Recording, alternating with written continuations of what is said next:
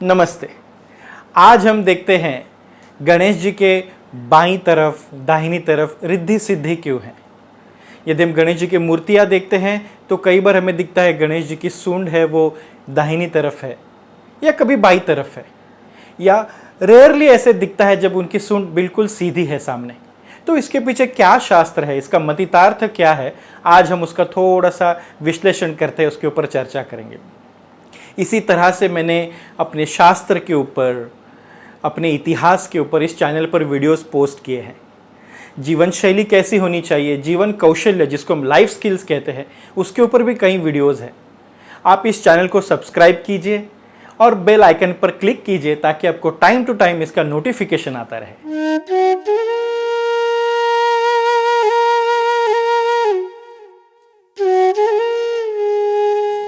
हमारे शास्त्र में ऐसे कहते हैं गणेश जी पुत्र है शिव और पार्वती के, तो उनका हम अपने घर पे स्वागत करते हैं हर साल भाद्रपद महीने के चतुर्थी पर।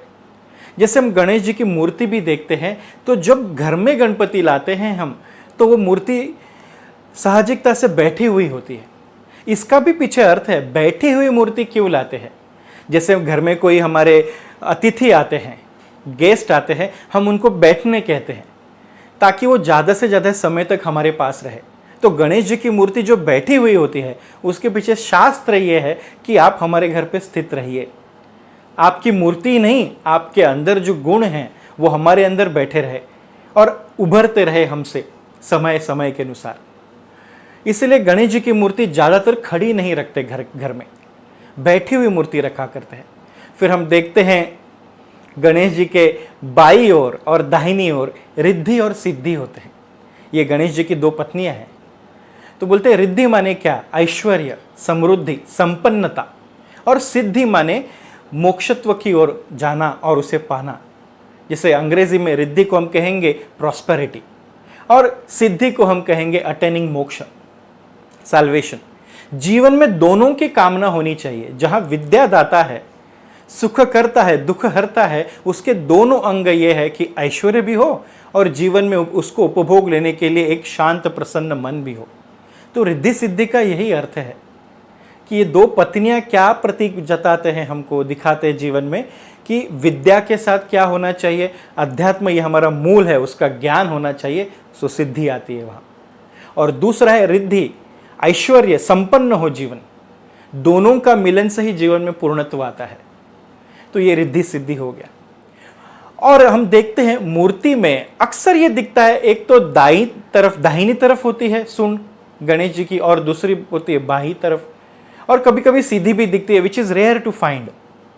पर इसका अर्थ क्या है, कई बार बच्चे भी पूछते हैं, हम भी छोटे थे पूछा करते थे, पर इसके पीछे शास्त्र है, गहन ज्ञान है। ऐसे बोलते हैं सूंड किसका प्रतीक है गणेश जी का, जिसको हम बोलते हैं लवचिकता, फ्लेक्सिबिलिटी, अडैप्ट हो जाना परिस्थिति के साथ, कि हम जीवन में स्टबन, एरोगेंट, एडामेंट नहीं है।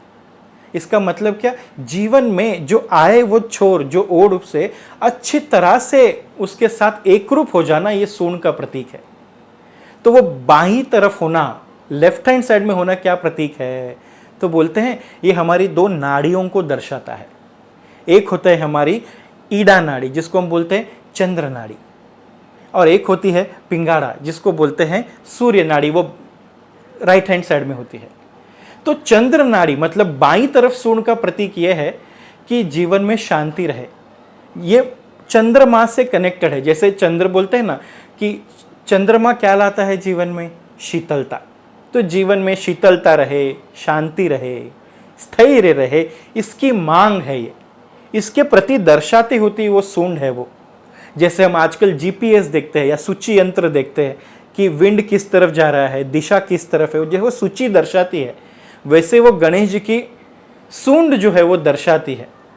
और ऐसे बोलते हैं बाई तरफ जो सूंड वाला गणपति है वो नॉर्मली जो मैरिड कपल है, गृहस्थाश्रम में जो कपल है, जो दाम्पत्य गृहस्थाश्रम में जी रहा है, उनके घर लाया जाता है, ताकि वो जीवन में है, जीवन जीते जीते गृहस्थाश्रम में रहते रहते शांति, स्थैर्य, समाधान और ऐश्वर्य भी कैसे बना पाए। ये समय नहीं है विरक्ति का, वैराग्य का, जब आप गृहस्थाश्रम में हैं। तो वो बाई तरफ जो सूंड आती है वो उसी का प्रतीक है कि इस गृहस्थाश्रम में रहते हुए, प्रपंच समाज में रहते हुए कैसे ऐश्वर्य, समृद्धि और स्थिरता, शांति से जीवन जिया जाए। और जो दाहिनी तरफ सूंड है ये थोड़ा बोलते हैं कम दिखाई देता है हमको समाज में, खास करके जो वैराग्य की ओर ले जाए, ये दाहिनी ओर की सूंड दर्शाती है हमको, जहाँ सिद्धि है। इसीलिए बोलते हैं ना, सिद्धि विनायक गणेश जी को बोलते हैं। जो दाहिनी तरफ सूंड होती है जिस मूर्ति की, उस मूर्ति को हम बोलते हैं सिद्धि विनायक, माने जो सिद्धि की ओर ले जाए, वैराग्य, विरक्ति, निवृत्ति की ओर ले जाए, कि विषयों में मन नहीं फंसे, वो अपने आप में स्थित हो जाए। गृहस्थाश्रम से वानप्रस्थाश्रम, संन्यासाश्रम की ओर ले जाने की प्रक्रिया माने दाहिनी तरफ की सूंड है ये।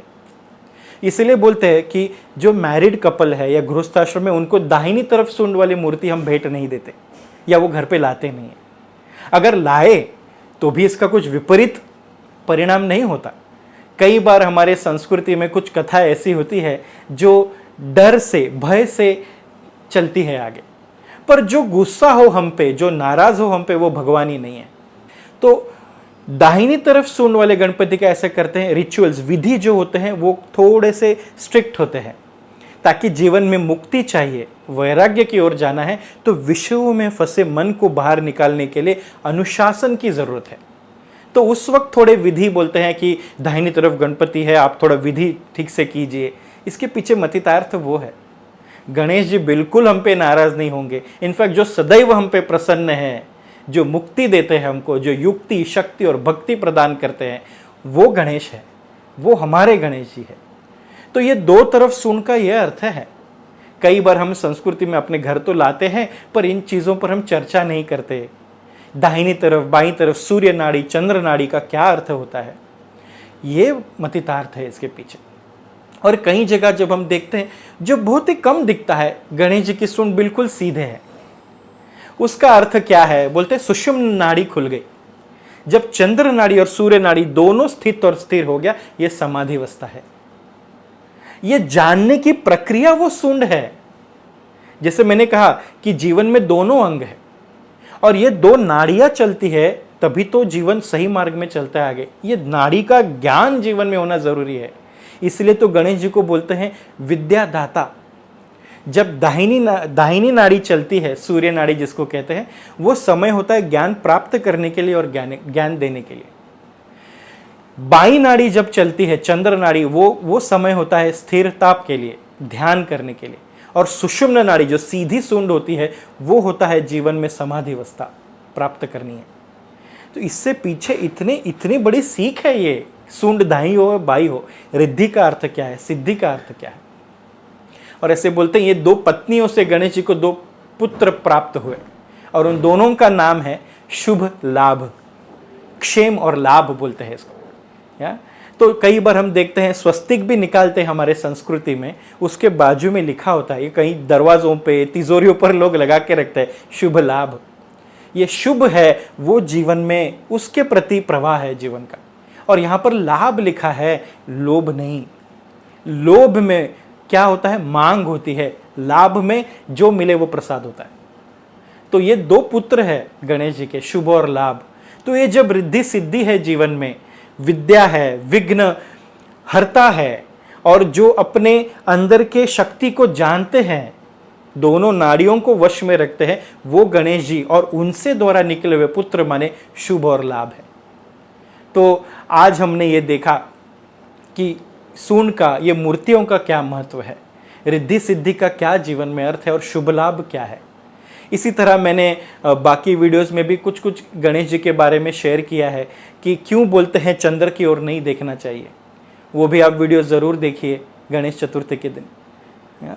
अगले फिर कभी वीडियो में हम बात करेंगे गौरी पूजन क्यों करते हैं, गौरी कौन है, क्या तत्व है, उनको क्यों लाया जाता है, उनका पूजन क्यों करते हैं, ये सब हम देखते हैं फिर कभी अगले वीडियो में।